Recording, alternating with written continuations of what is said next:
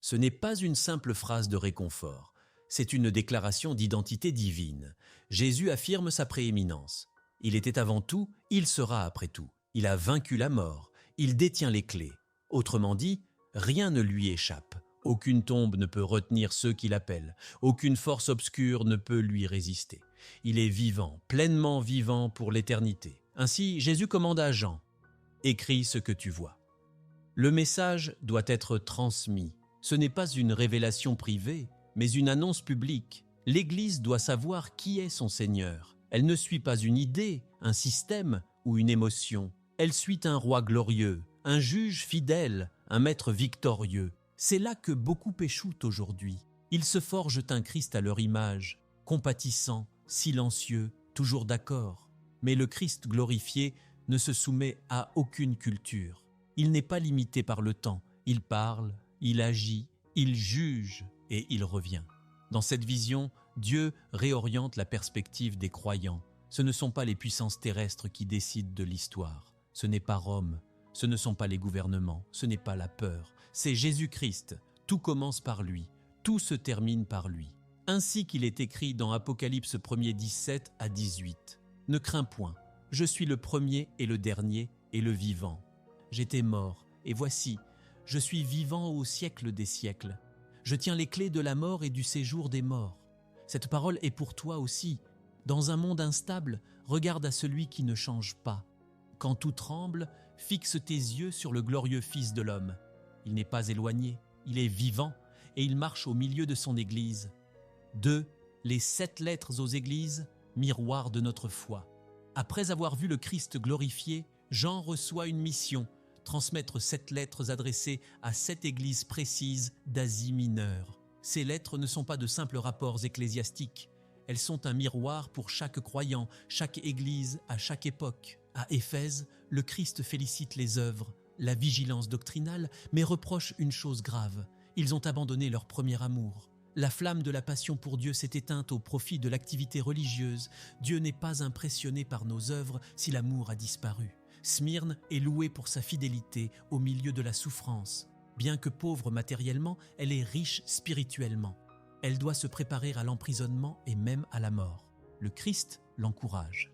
Sois fidèle jusqu'à la mort et je te donnerai la couronne de vie.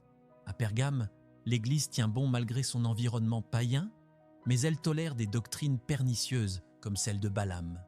Le Christ appelle à la repentance, sous peine d'être jugé par la parole même qu'il proclame. Thyatire est reconnue pour sa charité et sa foi, mais elle tolère l'immoralité par le biais d'une fausse prophétesse.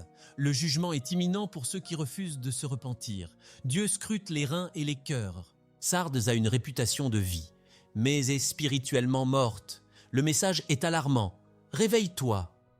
Dieu ne juge pas selon l'apparence, mais selon l'authenticité. Philadelphie, bien que faible en apparence, a gardé la parole avec fidélité. À elle, une porte ouverte est offerte, et une promesse de protection durant l'heure de l'épreuve.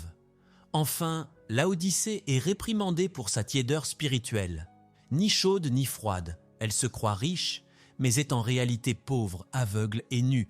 Le Christ l'invite à acheter ce qui vient de lui, à se revêtir de justice et à recevoir la guérison de la vue. Chaque lettre se termine par une promesse au vainqueur. L'arbre de vie, la couronne, le nom dans le livre, le trône. Ces lettres montrent que Dieu voit tout, qu'il aime son Église et qu'il l'appelle à la fidélité. Elles restent un cri d'alarme pour nous aujourd'hui. Sommes-nous prêts à entendre ce que l'Esprit dit aux Églises ? 3. Le trône de Dieu et l'adoration céleste. Après avoir reçu les messages aux Églises, Jean est invité à monter ici en haut. Là, une nouvelle vision lui est accordée, non plus centrée sur la terre, mais sur le ciel. Ce qu'il découvre dépasse l'imagination humaine, une salle de trône remplie de gloire, de lumière et de louanges. Dieu y règne au centre, sur un trône resplendissant entouré d'un arc-en-ciel vert émeraude. Cette couleur n'est pas anodine, elle symbolise l'espérance et la vie éternelle. Autour du trône, 24 anciens vêtus de blanc et couronnés d'or siègent sur des trônes secondaires. Ces anciens représentent probablement l'union du peuple de l'ancienne et de la nouvelle alliance, les 12 tribus et les 12 apôtres. Autrement dit, toute l'Église glorifiée. Ils jettent leur couronne aux pieds du trône en signe d'adoration absolue. Aucun mérite ne leur appartient. Tout revient à Dieu. Au milieu de la scène, 4 êtres vivants aux allures célestes, lion, taureau, homme, aigle, proclament jour et nuit: Saint, Saint, Saint est le Seigneur Dieu Tout-Puissant, qui était, qui est et qui vient. Cette adoration incessante souligne une vérité essentielle. Le ciel ne se fatigue jamais de louer Dieu. C'est la priorité éternelle. Devant le trône brûlent 7 lampes, les 7 esprits de Dieu. C'est une expression symbolique de la plénitude du Saint-Esprit. Et devant tout cela, une mer de verre limpide reflète la majesté divine. Rien ne bouge sans la volonté du roi. Cette scène nous montre que l'adoration n'est pas un simple chant du dimanche. C'est la réponse juste à la grandeur de Dieu. L'univers tout entier est orienté vers son trône. Si le ciel adore sans cesse, pourquoi tant d'églises aujourd'hui le font-elles avec tiédeur? L'adoration véritable vient d'un cœur qui reconnaît que Dieu seul est digne. Tout commence là, la crainte de Dieu, la soumission, l'obéissance, la joie. C'est aussi une leçon de perspective. Avant que les jugements ne commencent, Dieu montre à Jean, et donc à nous, qu'il règne. Peu importe ce qui arrive sur terre, son trône n'est jamais ébranlé. Le chrétien ne vit pas dans la peur du chaos, mais dans la paix de celui qui gouverne tout. Et c'est devant ce trône que va se dérouler l'un des actes les plus importants de l'histoire céleste, l'ouverture du livre scellé, le rouleau aux 7 sceaux et la dignité de l'agneau. Dans la main droite de Dieu, Jean aperçoit un livre fermé de 7 sceaux. Ce rouleau symbolise le plan divin ultime, les jugements, la restauration, la fin des temps. Mais un grand silence tombe sur le ciel. Qui est digne d'ouvrir le livre? Personne n'est trouvé dans tout l'univers. Jean éclate en sanglots. Le dessein de Dieu semble scellé à jamais. L'humanité est-elle condamnée à l'obscurité? Mais soudain, l'un des anciens annonce une nouvelle bouleversante: ne pleure pas. Le lion de la tribu de Juda, le rejeton de David, a vaincu. Jean lève les yeux et voit, non pas un lion rugissant, mais un agneau immolé. Quelle image paradoxale! Le Christ triomphe non par la domination, mais par la croix. C'est ce sacrifice qui le rend digne d'ouvrir le rouleau. Le ciel entier se met alors à adorer l'agneau. Les anciens se prosternent, tenant des coupes remplies des prières des saints. Oui, tes prières. Elles montent devant Dieu comme un encens agréable. Puis un nouveau cantique s'élève. Tu es digne, car tu as été immolé, et tu as racheté pour Dieu des hommes de toute nation, peuple et langue. L'agneau est au centre du trône.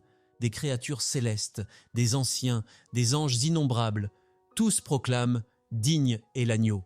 C'est la plus grande déclaration d'adoration de toute la Bible. Le message est clair. Ce n'est ni un roi terrestre, ni un prophète, ni un ange, mais Jésus-Christ seul qui a le droit d'ouvrir le livre. Il est à la fois sacrificateur, victime et souverain. Et c'est alors que l'agneau commence à ouvrir les sceaux, déclenchant une série d'événements terribles sur la terre. Non pas pour effrayer, mais pour accomplir le dessein éternel de Dieu. Le jugement commence, mais il est précédé par l'adoration. Ainsi, Dieu nous montre que ce qu'il s'apprête à faire est juste, saint et nécessaire. 5. L'ouverture des 6 premiers sceaux. Le début des jugements. Lorsque l'agneau ouvre le premier sceau, le plan divin s'enclenche. Le monde n'est plus spectateur, il devient le théâtre d'événements terrifiants et prophétiques. Les 4 premiers sceaux dévoilent ce que l'on appelle souvent les 4 cavaliers de l'Apocalypse. Chacun incarne une réalité spirituelle et une conséquence du rejet de Dieu. Le premier cavalier, monté sur un cheval blanc, porte un arc et reçoit une couronne. Il part en conquérant. Son apparence évoque la paix, mais il s'agit en réalité d'un faux messie, d'une puissance trompeuse. Il symbolise la séduction religieuse et politique qui prépare l'humanité à recevoir l'Antéchrist. C'est la ruse de Satan, présenter ce qui semble bon, mais qui corrompt l'âme. Le deuxième cavalier, sur un cheval rouge-feu, retire la paix de la terre. Il porte une grande épée. Son œuvre est la guerre, conflits armés, haine entre nations, violence civile.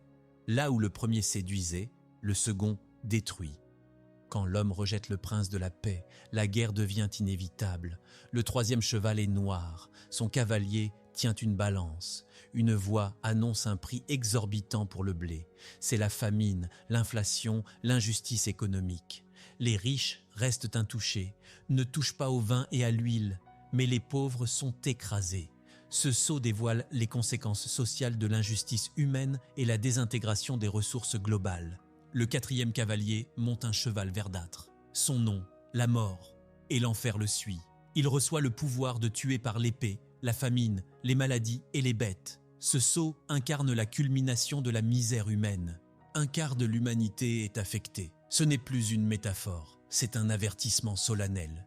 Le 5e sceau ne montre pas un cavalier, mais les âmes des martyrs. Elles crient sous l'autel « Jusques à quand, Seigneur ?» Ce n'est pas une plainte de vengeance, mais une prière pour la justice. Dieu leur donne des robes blanches et leur dit d'attendre encore un peu. Leur sang n'a pas été oublié, Dieu n'est jamais sourd aux cris de ses fidèles. Enfin, le 6e sceau bouleverse la nature elle-même. Un tremblement de terre gigantesque, le soleil obscurcit, la lune rouge sang, les étoiles tombent comme des figues secouées. Le ciel se retire comme un rouleau, et toute l'humanité, rois, puissants, esclaves, tente de se cacher de la colère de l'agneau. Ils reconnaissent que le grand jour de sa colère est venu, mais ils ne se repentent pas. Ces sceaux nous rappellent que Dieu juge avec justice. Ce ne sont pas des catastrophes gratuites, ce sont des appels pressants à revenir à lui. Chaque sceau dévoile une vérité. Sans Christ, le monde est condamné à la confusion, à la division, à la souffrance. Mais Dieu n'abandonne jamais son peuple. 6. Le sceau de Dieu et l'espérance au milieu du chaos. Dans l'atmosphère tendue qui suit l'ouverture du 6e sceau, alors que la terre gémit sous les signes cosmiques, une chose étonnante se produit. Le ciel s'arrête. Une pause, un silence chargé de sens. Les jugements sont suspendus. Ce n'est pas de l'hésitation, c'est une miséricorde. Avant que ne survienne l'irréparable, Dieu marque les siens. 4 anges, postés aux 4 coins de la terre, retiennent les vents. Ce ne sont pas des vents ordinaires, ce sont les vents du jugement, les souffles qui ébranlent les royaumes et les cœurs. Et dans ce moment suspendu, un 5e ange monte de l'Orient, porteur d'un message crucial. Ne faites pas de mal jusqu'à ce que nous ayons marqué du sceau les serviteurs de notre Dieu. Ce sceau n'est pas fait d'encre ni de cire. Il est spirituel, invisible aux yeux du monde, mais reconnu par le ciel et l'enfer. C'est une marque d'appartenance, une déclaration silencieuse mais puissante. Celui-ci m'appartient. Le mal ne peut frapper sans franchir ce sceau. L'enfant de Dieu peut souffrir, mais il est protégé dans l'âme. Rien ne peut l'arracher à la main du Père. Jean entend le nombre de ceux qui sont scellés, 144 000, 12 tribus, 12 apôtres, 1000 par 1000. C'est une image de la plénitude. Ce n'est pas un chiffre limité, mais une symbolique divine. Dieu connaît exactement ceux qui lui appartiennent. Aucun ne manque. Aucun n'est oublié, mais ce n'est que le début de la vision. Jean lève les yeux et ce qu'il voit dépasse toute mesure humaine. Une foule immense, innombrable, des hommes et des femmes, de toute nation, toute langue, toute culture. Ils sont vêtus de robes blanches, symbole de pureté et de justice reçue. Dans leurs mains, des palmes, signe de victoire, de triomphe. Ils chantent à l'unisson « Le salut est à notre Dieu qui est assis sur le trône et à l'agneau ». Apocalypse 7:10. Ce ne sont pas des gens parfaits, mais des rachetés. Ils ne se sont pas sauvés eux-mêmes, mais ont été lavés dans le sang de l'agneau. Ils ont traversé la grande tribulation, non par force, mais par foi. Ils ont tenu bon, même quand tout autour d'eux s'effondrait. Et maintenant, ils sont devant le trône, pas derrière, pas loin, devant. En présence directe de celui qu'ils ont aimé sans l'avoir vu, les anges se joignent à leur adoration, les anciens tombent sur leur face, et un ancien explique à Jean ce qu'il voit. Ce sont ceux qui viennent de la grande tribulation. Ils ont lavé leurs robes et les ont blanchies dans le sang de l'agneau. Leur douleur n'a pas été vaine, leur fidélité n'a pas été oubliée. Alors, une promesse résonne, une promesse qui balaie toute peur, toute fatigue, toute larme. Ils n'auront plus faim, ils n'auront plus soif, le soleil ne les frappera point, ni aucune chaleur, car l'agneau qui est au milieu du trône les paîtra et les conduira aux sources des eaux de la vie, et Dieu essuiera toute larme de leurs yeux. Apocalypse 7, 16, 17. C'est cela, l'espérance au cœur de l'Apocalypse. Ce n'est pas seulement un livre de jugement, c'est un cri de foi, un appel à tenir ferme, un rappel que Dieu ne punit jamais sans d'abord préserver les siens, que la justice ne vient jamais sans la grâce, que dans chaque douleur, Dieu prépare un peuple. Et ce peuple, c'est toi si tu crois. Si tu portes le sceau du Dieu vivant, Rien ne pourra te séparer de son amour, ni guerre, ni famine, ni tremblement de terre, ni persécution, ni même la mort. Ce n'est pas le chaos qui a le dernier mot, c'est l'agneau. Et il conduit les siens, non vers la peur, mais vers la vie. Frères, sœurs, ce message n'est pas un film, ni une parabole dramatique. C'est une révélation divine transmise pour toi, aujourd'hui. L'Apocalypse n'est pas un texte pour nous faire peur, mais pour nous préparer. Jésus revient. Son jugement est juste, sa gloire est certaine, et son appel est encore ouvert. Si tu n'as pas encore donné ta vie au Christ, le temps presse. Reviens à ton premier amour, sois fidèle, même au milieu de l'épreuve. Garde la parole avec patience. Dieu n'oublie jamais ceux qui l'aiment et qui le suivent. Si cette vidéo t'a édifié, abonne-toi maintenant, like, partage-la et surtout dis-nous en commentaire. Jésus est digne. Aide-nous à semer la parole dans le cœur du plus grand nombre. Et surtout, clique sur la prochaine vidéo qui vient d'apparaître à l'écran pour approfondir ce que Dieu prépare dans les derniers temps. À très bientôt et que la paix de Christ garde ton cœur. Maranatha!